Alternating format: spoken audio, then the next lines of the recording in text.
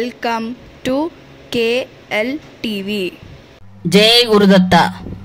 ఈ అనంత విశ్వంలో మనిషికి తోడు ఎవరూ లేరు అని అనుకోవద్దు.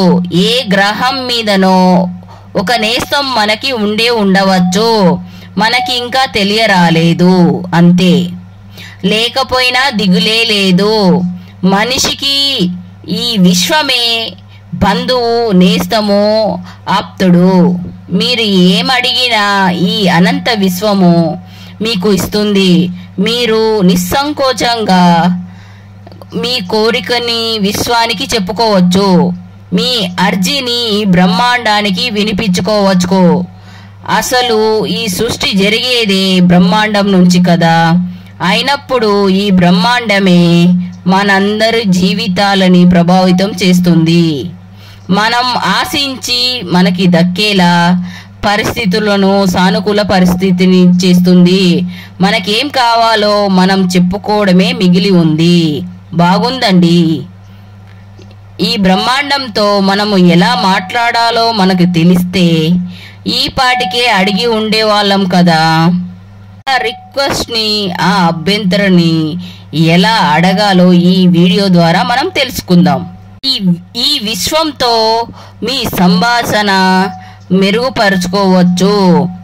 ఇదేం పెద్ద వంట పట్టించుకోలేని విద్య కాదు. అంతా ఆకర్షణ సూత్రాల మీదనే ఆధారపడి ఉంది. అవును, మీ అంతర చేతనతోటి ఈ బ్రహ్మాండాన్ని సంభాషించవచ్చు. పూర్తి జాగృతకతతో ఉంటే అది కాన్షియస్ తోటి ఉండడం, శుద్ధ చేతన అవతలో ఉంటే అది సబ్కాన్షియస్లో ఉండడము. మీరు నేరుగానే విశ్వశక్తితోటి అనుసంధానం అవగలరా? లేదు కదా. మనుషులు ఒకరితో మాట్లాడుతున్నట్టు కుదరదు. అక్కడ ఎవరున్నారని మాట్లాడుతారు చెప్పండి. అది ఒక భౌతిక రూపం కలిగిన వస్తువు కాదు. అనంతంగా విశ్వమంతా వ్యాపించిన నిరాకార శక్తి. ఆ శక్తితో మీ అనుసంధానం పూర్తిగా మీ శుద్ధ చేతన అవస్థలోనే సాధన చేయగలరు. అందుకోసము మీ అంతర్ చైతన్యాన్ని జాగృతం చెయ్యండి. ఒకసారి మీ విశ్వ చైతన్యానితోటి ఒకసారి అనుసంధానం కాగలిగితే సదా దానితోటి మాట్లాడుతూనే ఉండగలరు. మిమ్మల్ని నిరోధించే శక్తి దేనికి ఉండదు. మీలోని సబ్కాన్షియస్ మైండ్ మీలోని ఈ యూనివర్స్ తోటి అనుసంధానమయ్యేలాగా ట్యూన్ చేస్తుంది. ఈ అంతర్గత చైతన్యాన్ని విశ్వ చైతన్యానితోటి అనుసంధానం అయ్యేందుకు తగిన చురుకుతనాన్ని, అంటే ఫ్రీ కాన్షియస్, అందులోని మీలో చైతన్య శక్తిని విస్తరింప చేయాల్సి ఉంటుండది అని. మీ అంతర్ చైతన్యానితోటి మీ కోరికలని ఆ విశ్వ చైతన్యానికి విన్నపించండి. ఆ విశ్వం చెప్పిన సమాధానాన్ని వినండి. ఇదంతా మీ ఇద్దరికే ప్రత్యేకత వెళ్ళతోనే జరుగుతుంది కనుక వేరెవ్వరికి అది తెలిసే అవకాశం లేదు. కనుక మీరు ఎంత సమర్థతతోటి, ఎంత ధ్యానంలోనూ ఉండి అనుసంధానం కాగలరో అంతా మీ కలలు నెరవేరగలుగుతాయి. ఈ వివరణతో ఒక అవగాహన వచ్చింది కదా. ఇంకా మీకు మీ కర్తవ్యం ఏంటిదో తెలుసుకుందాం. ముందుగా మీ విశ్వ చైతన్యానితో మీ బంధాన్ని వృద్ధి చేసుకోండి. ఇక మన కర్తవ్యం ఏంటిదో తెలుసుకుందాము. ముందు మీరు ఈ విశ్వ చైతన్యంతో మీ బంధాన్ని వృద్ధి చేసుకోండి. ఎంతో రహస్య సమయము నిగూఢమైన రహస్యమైన అనుసంధానం అవ్వాలి అంటే ముందు మీరు ఆ శక్తిని నమ్మాలి. మీ నివేదన అదే నమ్మకంతోటి ఎదురు చూడాలి, పూర్తి భరోసాతోటి. ఎందుకంటే ఈ విశ్వంతోటి వచ్చే సమాధానము ఏ రూపంలో అయినా ఉండవచ్చు. అది ఒక ఊహించని ఫోన్ కాల్ కావచ్చు, మీరు ఎదురు చూసిన పక్షి రూపంలో కావచ్చు. అది మీరు ఆశించిన జవాబే అని మీకు తెలియాలి అంటే ముందు మీరు పూర్తి విశ్వాసంతో ఈ అనంత విశ్వంతో అనుసంధానం కొనసాగించాలి. అనంత విశ్వాసమే మీ ఉనికికి స్థానమని గ్రహించాలి. ఈ అనంత శక్తి తప్ప వేరొకటి కాదు, వేరొకటి లేదు. విశ్వంతో మీ అనుసంధానం మెరుగుపడ్డాక మీరు చేయాల్సిన పని మీ లక్ష్యాన్ని ఎదురుగా ఎంచుకోవడం. ఒకసారి రేడియో ట్యూన్ చేశాక మీకు కావాల్సిన కార్యక్రమం వినాలి కదా. అంటే మీకేం కావాలో స్పష్టంగా తెలియాలి. ఏ ఉద్దేశంతో విశ్వశక్తితోటి అనుసంధానం కావాలి అనుకుంటున్నారో తెలుసుకున్నారో దాని మీద పూర్తి అవగాహన ఉండాలి. మనం చెప్పుకుంటున్న ఈ విషయము అయితే ఒక విషయం స్పష్టంగా అర్థమవుతుంది. మీకు కావాల్సింది విశ్వశక్తి ఇస్తుంది. మీకు అచ్చంగా మీరు కోరుకున్న రూపురేఖల్లో ఉండాలనుకోవద్దు. మీకు అందింది మీకు కోరుకున్న కోరికే అని అనుకోవాలి. అయితే అదేంది, మనం కోరుకున్నది మనకి రాలేదే, వేరే వచ్చేసిందే అని బాధపడవద్దు. నా ప్రార్థనంతా వృధా అయిపోయింది కదా. మీ ద్వేషాన్ని, మీ అమంగళకరమైన ఆలోచనని బ్రహ్మాండం స్వీకరించదు. నిర్మలమైన మనసుతో, చైతన్యంతో బ్రహ్మాండం స్వీకరించదు. నిర్మలమైన చిత్తంతో చేసిన ఉపకారమైన ఆలోచనలనే బ్రహ్మాండం నిర్వహిస్తుంది. ఈ బ్రహ్మాండానికి మీరు నివేదించాల్సిన మీ మంచి మనసుని, పరోపకారమైన మంచి ఆలోచనలని తెలిసింది కదా. అందుకోసం మీరు నిశ్చలంగా మారాలి. ప్రశాంతమైన మనసుతో గుండెల నిండగా శ్వాస తీసుకొని వదులుతూ బ్రహ్మాండానికి నివేదిస్తూ విన్నపాలన్నీ గుర్తు చేసుకోవాలి. అప్పుడు ఆ విశ్వశక్తి మీలోకి ప్రవేశించడానికి ప్రయత్నిస్తుంది. దాన్ని ఆహ్వానించండి. ఇప్పుడు ఏం చేస్తారంటే ఈ మంగళకరమైన ఆలోచనల్ని మనసులో నింపుకొని వాటి గురించే ఆలోచించండి. ఈ విశ్వశక్తి మీ వద్దకు చేరుకున్నట్టు భావన చెయ్యండి. ఆ ఆకాంక్షలని తలుచుకోండి. మీ కోరికలని వాస్తవాలు అయినట్టు భావించండి. అవి వస్తువులైతే మీకు అందినట్టుగా, అది ఏదైనా పరిస్థితి అయితే మీకు ఎదురైనట్టుగా అనుకోండి. మీ పంచేంద్రియాలతోటి అనుభూతి చెందండి. మీ పంచేంద్రియాలతో అనుభూతి అయినట్టు చేయండి. పంచేంద్రియాలు ప్రస్తావన ఎందుకు అంటే ఈ 5 మూలకాలతోనే ఉంటుంది. ఇంద్రియాల ప్రస్తావన ఎందుకు అంటే మనిషి శరీరము 5 మూలకాలతోటి, వీటితో ఒక్కొక్క ధర్మం ఉంది. మట్టితో వాసన, నీటికి రుచి, నిప్పుకి రూపం, గాలికి స్పర్శ, ఆకాశానికి శబ్దం. ఈ ధర్మాలని మనిషి తమ ఇంద్రియాలతోటి గ్రహిస్తాడు. విశాల విశ్వంతో పంచేంద్రియాలే అంటే ముక్కు, నాలిక, చర్మం, కన్ను, చెవి, ముక్కు ఇవన్నీ కారణాలు.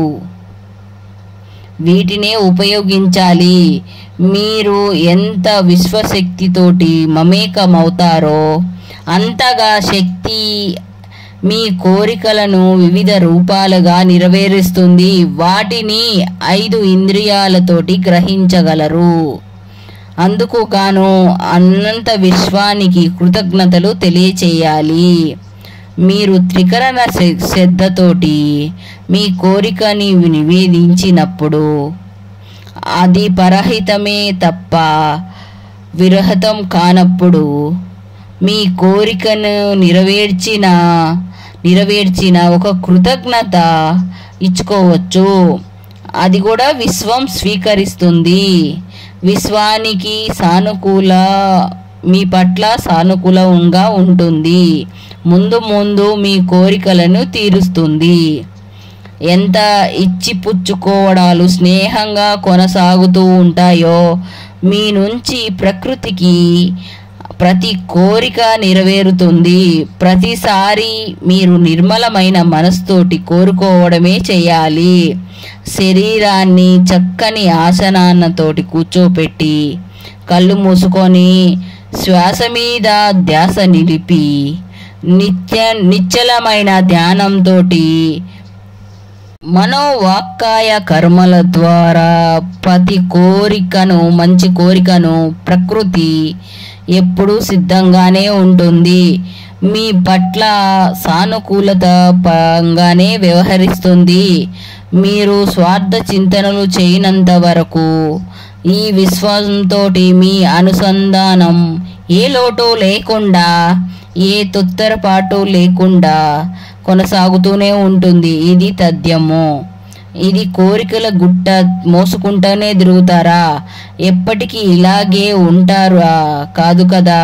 మీ ఉద్దేశం మంచిదైనప్పుడు అది పరులకు పనికొచ్చేదైనప్పటికీ దాన్ని నెరవేర్చే బాధ్యత ప్రకృతి తీసుకుంటుంది. ఇక మీకు బెంగెందుకు చెప్పండి. మీ నెత్తిన బుట్టని దించేయండి. నిర్భయంగా నిస్సంకోచంగా మీ తర్వాత పనులు చెయ్యండి. అటాచ్మెంట్కి డిటాచ్మెంట్కి ఉన్న సన్నని గీతను పరిశీలించండి. మీరు మోసుకుంటూ తిరుగుతూ ఉంటే ఆ విశ్వశక్తిని విశ్వసించలేదని అర్థమవుతుంది. ఒక కోరికను అప్పగించేసిన తర్వాత హాయిగా ప్రశాంతంగా జీవించండి.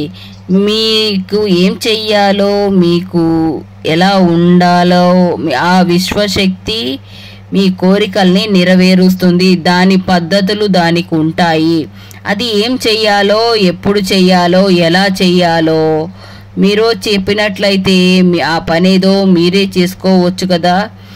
విశ్వశక్తిని ఆశ్రయించడం ఎందుకు కదా. అందులోనే మీరు ఈ విశ్వశక్తితోటి కేవలం అంటే మీ సుప్త చేతన అవస్థతోటే అనుసంధానం అవ్వగలరు. కానీ మేము మాట్లాడుకుంటున్నట్టు ఈ తీరులో కాదు కదా. కనుక ఆ విశ్వశక్తి, ఆ బ్రహ్మాండం, ఆ ప్రకృతి పేరేదైనా కానీ ఆ అనంత నిరాకారమైన విశ్వశక్తి తనక అందిన కోట్ల నివేదనలను తన విధి ప్రకారం నెరవేరుస్తూ ఉంటుంది. కావున చింతన వద్దు, ఆతృత వద్దు. నిరంతరత తరుముతూ ఉంటే ఈ బ్రహ్మాండము మీకోసం పని చేసుకోంది అనుకోవడానికి అదేంటి అది మనిషి కాదు.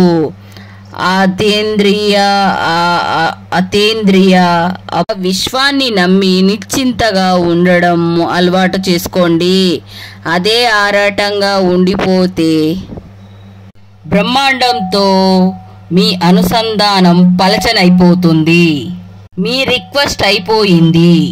విశ్వం ఎవరో కొరియర్ ద్వారా మీ ఫలితాన్ని అందిస్తుంది. అదే వచ్చి ఇవ్వదని తెలిసాక మీలో ఆ ఉద్యోగం ఉండకూడదు. అయితే ఆ సమాధానం మీ వద్దకు వచ్చినప్పుడు మీరు దాన్ని గ్రహించలేనప్పుడు కష్టం కదా, బాధపడతారు కదా. కావున మీ పని మీరు చేసుకుంటూనే మీ చుట్టూ తిరుగుతున్న వాటిని గమనిస్తూ ఉండండి. ఏ సంఘటన, ఏ వస్తువు, ఏ మనిషి మీ కోరికకు జవాబుగా వచ్చినట్టు మీకు తెలియాలి కదా. ఆ మాత్రం గ్రహింపపాటు ఉండాలి. మీ చుట్టూ ఉన్న వాతావరణం మార్పులే మీ వస్తువు. బ్రహ్మాండం మీద పూర్తి భరోసాగా ఉండాలి. మీ కోరికల్ని ఎప్పుడు తీర్చాలో ఆ బ్రహ్మాండం అప్పుడు తీరుస్తుంది. మీ కోరిక బ్రహ్మాండానికి అప్పజెప్పేసి గమనిస్తూ ఉంటే చాలు. ఆ కోరికని ఎప్పుడు తీర్చాలో ఆ బ్రహ్మాండమే చూసుకుంటుంది. ఆ కోరికని నెరవేరుస్తుంది. మీ కోరిక బ్రహ్మాండానికి చేరిన తర్వాత నెరవేరుతుందని మీ జీవితం కొనసాగాలి. మీ ఆకాంక్ష ఏ గడబడ లేనిది అయి ఉండాలి. మీ కోరిక ఏంటిదో మీకే స్పష్టత లేకపోతే శక్తికి కూడా అటువంటి సంకేతాలు పంపిస్తే దాన్ని ఎలా నెరవేరుస్తుంది? మీకేం కావాలి మీకే తెలియనప్పుడు మీకేం చెయ్యాలో చెప్పండి. కనుక స్పష్టమైన కోరికని కోరండి. విశ్వశక్తిని నమ్మండి. మనం పంపించే శక్తిని కోరికల్ని గ్రహిస్తుంది. ప్రశాంతంగా ఆ విశ్వశక్తితోటి అనుసంధానం కాండి. మీ కోరిక నెరవేరే శక్తి మీలోనే ఉందని గ్రహించండి. మీరు ఎంతగా ఈ విశ్వశక్తితో అందించగలరో మీ కోరికని, అంతే విధంగా మీ ఫలితాన్ని కూడా అందుకోగలరు. అందుకే మీ మాట కూడా వింటుంది విశ్వము. నిశ్చలంగా యోగ మార్గాన్ని అనుసంధానంగా మంచి మార్గంలో మనం ప్రయాణిస్తూ మనం ఎంచుకుంటే అది పూర్తి విశ్వాసంతో నమ్మకంతో మంచిని గ్రహించే మార్పుని అలవర్చుకోవాలి. ఒకసారి మన కోరికని విశ్వానికి అందించినప్పుడు అందులో ఆ కోరిక గురించి ఆరాటము పని పూర్తి కావడానికి విశ్వశక్తికి వినమ్రంగా ధన్యవాదాలు తెలియచేయండి. ఎల్లప్పుడూ మీలో ఉన్న చైతన్యాన్ని చురుగ్గా ఉంచుకోండి. బ్రహ్మాండాన్ని మీ అనుసంధానానికి కొనసాగించండి. మీకెప్పుడు మేలే జరుగుతుంది. ఆ విశ్వం వల్ల ఆ ప్రకృతికి మనము ఎంత మంచి మనసుతోటి మన కోరికని ప్రశాంతమైన మనసుతోటి విన్నవించుకుంటామో ఆ విశ్వశక్తి, ఈ ప్రకృతి శక్తి మన కోరికని అంతే తొందరగా మనకి నెరవేరుస్తుంది. మనము ఎప్పుడు ప్రకృతితోటి మమేకమవ్వాలి, కలిసి మెలిసి ఉండాలి. జై Gurudatta. If you like this video, please like, share, subscribe. Thank you very much for watch this video.